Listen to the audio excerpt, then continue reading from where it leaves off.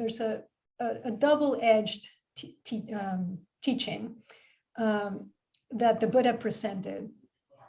The Pali words are hiri and ottappa. Hiri is shame, and it's internally oriented. Shame at having lost a sense of honor. Not somebody else shaming you, but you see that there's a gap between how you could have acted and the way you actually acted, right? And there's a sense of shame, of falling short, of failing, if you will, if we use the language that we so often use. Ottappa is fear of wrongdoing, and it's externally oriented. It is that fear of retribution, of punishment for your actions.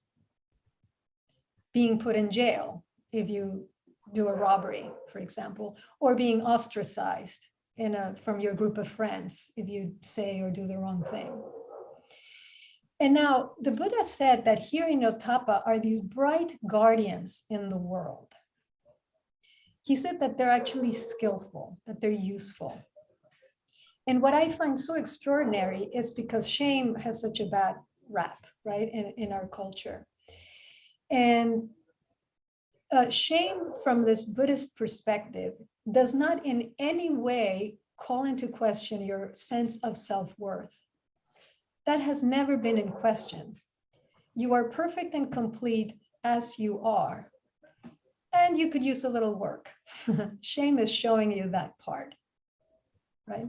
So shame from a Buddhist perspective cannot be used as a weapon towards yourself or to someone else. That is not the right way, the skillful way to understand shame. And it is different, in my view, from guilt. That sense of flagellating myself for doing something that I did, which gives me the sense that I'm doing something about what I shouldn't have done, but not really. It's just kind of a lot of fluff. I find guilt to be a very unnecessary emotion. But as I was reading about this again, I just want to acknowledge that Brené Brown, who's kind of the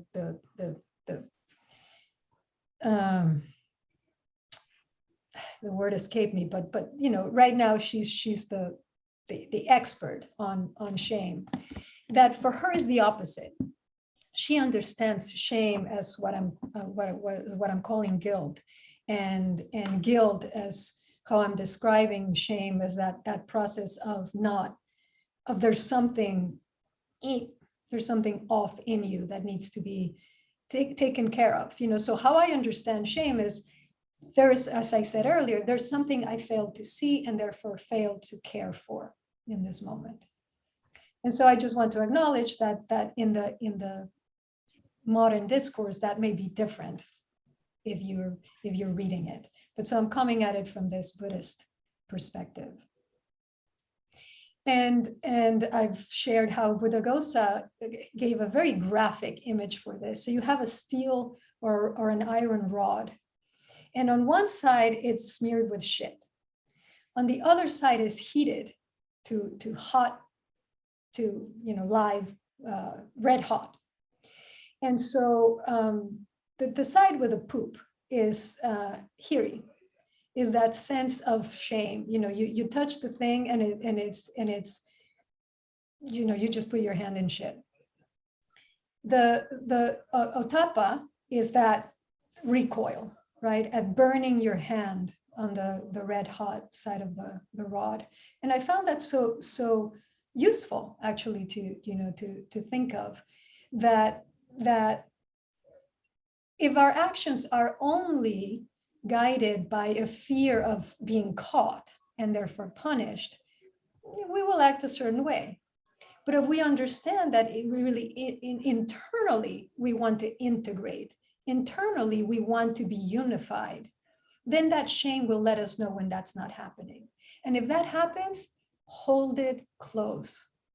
As excruciating as it is, and it is, hold it and bring it close, because it's what will help you and what will give you the courage and the determination to next time around do it differently, to find those ways, to find those those things that you can put in place so that you can see better, so that you cannot, go off the trail the next time around.